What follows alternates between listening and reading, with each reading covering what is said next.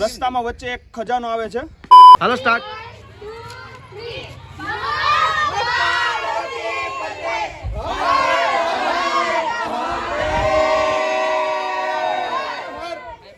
Hello everyone, Bharat માતા કી જય. જય દ્વારકાધીશ. આજે શિયાળાની વહેલી સવાર છે અને અમે લોકો ક્લાસીસ તરફથી જઈ રહ્યા છીએ એક નાનકડી ટૂરમાં વિદ્યાર્થીઓને લઈને. તો અમે ક્યાં જવાના છીએ, ત્યાં શું એન્જોયમેન્ટ કરવાના છીએ, ત્યાં શું એડવેન્ચર થવાના છે અને કઈ કઈ રમતો અમે વિદ્યાર્થીઓને રમાડવાના છીએ અને સાથે કયો નાસ્તો કરવાના છીએ અને શું જમવાના છીએ, જો એ તમે બધું લોકો જાણવા માંગતા હોય અને નવા પ્લેસ વિશે જાણવા માંગતા હોય તો અમારા લોગની અંદર બન્યા રહેજો. જય દ્વારકાધીશ. ચલો ગાઈસ, આજ વહેલી સવાર અને અમે લોકો અમારી કાર લઈને નીકળી ગયા છીએ મોતીબાગ તરફ જવા માટે. ગાઈસ ચાલો, સવારમાં ગાયના દર્શન થઈ ગયા આપણને. જય ગૌ માતા. બધા રાહ જોઈ રહ્યા છીએ ગાડીની, હજી બધા આવવાનું બાકી છે. ગાઈસ, પ્રવાસના અમુક નિયમો છે કે જે અર્જુન સર આપણને કહેશે.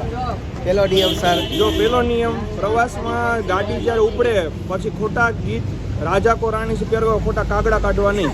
બીજો નિયમ, અમારો ફોટો પાડો, અમારા ગ્રુપનો ફોટો પાડો એવું કોઈ કમેન્ટ ન કરી. સાહેબ અહીંયા માનસિક શાંતિ માટે આવ્યા છે એટલે ખોટા ફોટા પાડો એવું કરવાનું નહીં. ત્રીજું, આપણને ડાન્સ ન આવડતો ખોટા એક હાથે આમાં કરવાનું નહીં, બરાબર? ડાન્સ આવડતો તો કરવાનું, બાકી નહીં કરવાનો.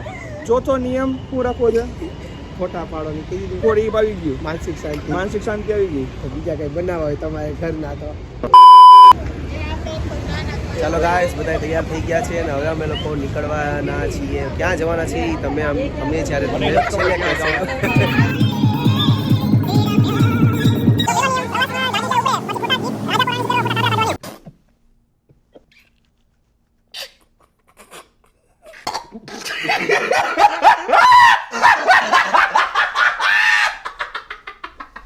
છોકરાઓને નાસ્તો કરાવવાનો છો એટલે સર છે ને અહીંયા વાળી રહ્યા છે, અર્જુન સર.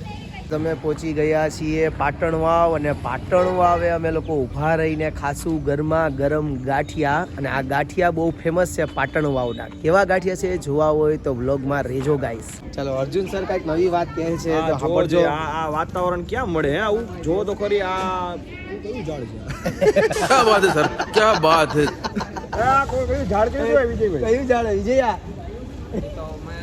પણ ગમે તે ઝાડ હોય પણ આમ જો ઓટલો જો આવી છાંયો જોવો તમે, આ ગામડા સિવાય ક્યાંય પોસિબલ નથી આ આવી લહેરો છે.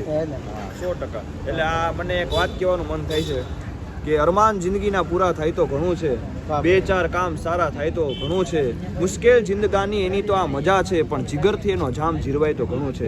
નવલેસ મોતનો ડર મુજને નહીં સતાવે, પણ મહેફિલમાં મારી કે ખોટ વર્તાય તો ઘણું છે, નથી અબડકો બાકી હવે જીવનમાં, બસ ઇજ્જતનું કફન ઓઢીને મરાય તો ઘણું છે. વાહ ભાઈ, વાહ ભાઈ, વાહ ભાઈ, વાહ.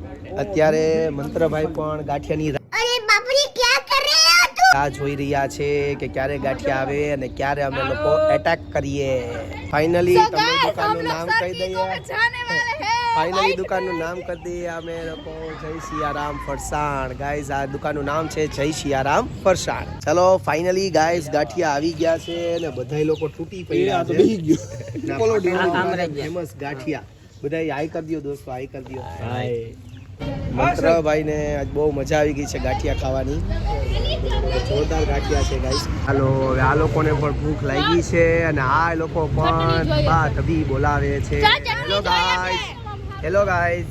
હાય સર, અમને ચટણી જોઈએ છે. ચટણી જોઈએ છે તો લઈ આવો, જાઓ ત્યાં જઈને. મને હું કયો, હું કઈ ચટણી બનાવવા બેઠો.